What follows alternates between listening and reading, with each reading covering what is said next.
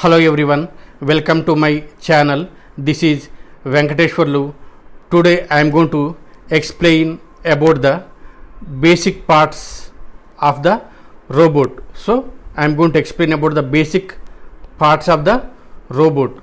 Okay, so here the diagram shown, it is the humanoid robot, but here I am going to explain basic parts in general. In any robot, what is the basic parts I am going to explain briefly. So the basic parts are block diagram. So here either basic parts are block diagram of the robot. If you see here in this first, the robot physical system includes main three parts. The physical system or robot anatomy, it includes three parts. They are first one is the base, second one is the manipulator.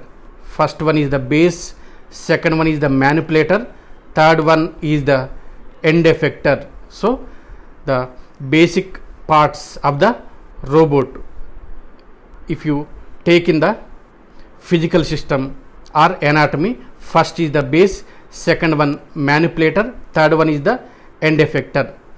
After this, next other parts which is common in other than robot also. What is that other parts here? Fourth one, that is sensors. Fifth one, that is controller. Sixth one, it is actuator. Clear? So mainly in the basic parts we can divide into two groups. First is robot anatomy point of view. What that here main? First is the base, second one is the manipulator, third one is the end effector. Actually the three, either base or manipulator or end effector, all are made with either by using the links and joints, its combination. So it is purely robot anatomy. This is the first, base, manipulator, end effector. Next other parts are, what are the other parts remaining? They are sensors, next controllers, and next one is the actuators. Sensors, controllers, actuators. So these three parts, the sensors and controllers and actuators, generally we can observe in other than robots. In different other systems also we can observe the sensors, controllers, actuators. Totally the basic parts we can group into 6: base, manipulator, end effector, sensors, controllers and actuators. Now one by one. First, base. What is the base? So base, it provides only the support, that's all.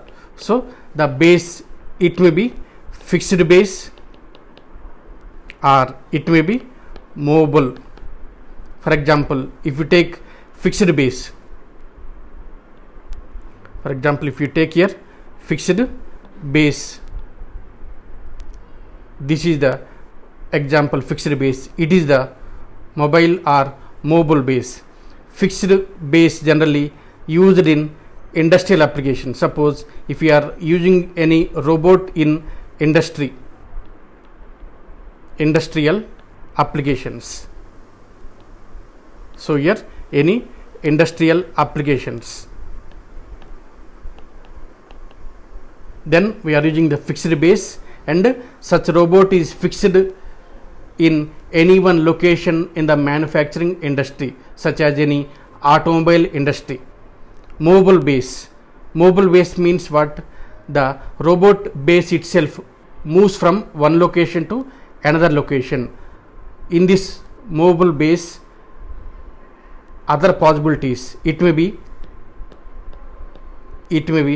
wheel, or it may be legs. Anyone we can use. Means if you are using the wheels, it is called wheeled robot. If you are using the legs, it is called legged robot.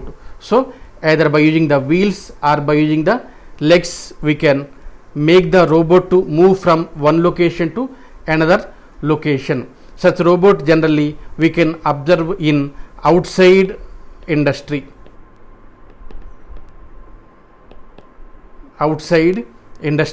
There we can observe this type of the mobile robot, such as either in the banks or offices or home.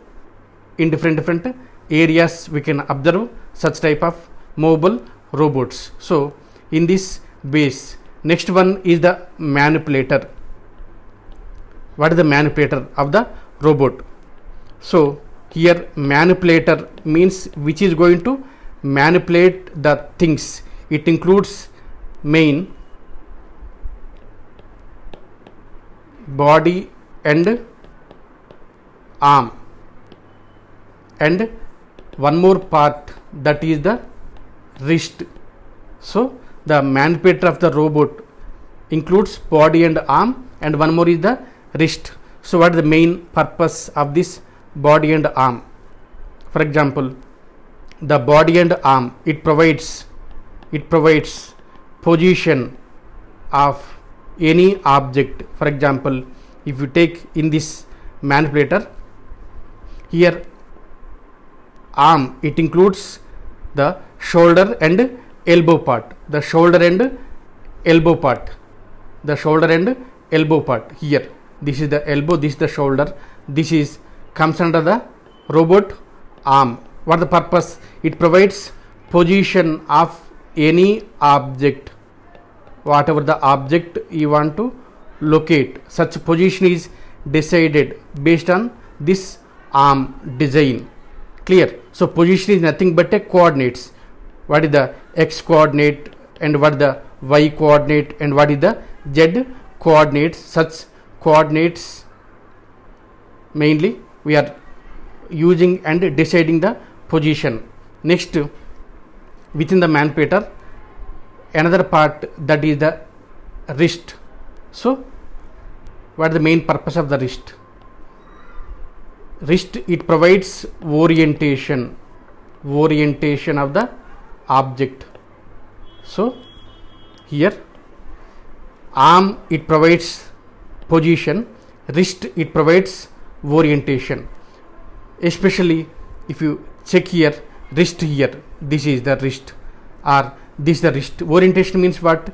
By using the wrist we can rotate, means we can move up or down, or we can move left or right, all this. So by using the wrist we can move up and down, left and right, and also different orientations we can get by using the wrist. Overall, manipulator, we can get the proper position, also we can get the proper orientation. So this is the manipulator. So base, manipulator we studied. Next is the end effector.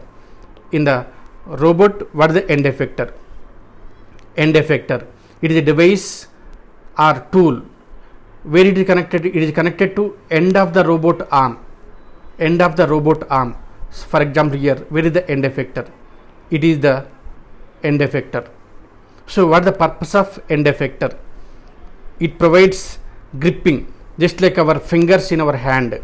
For example, especially end effectors means we can group into two parts. One is the grippers, second one more is the tools.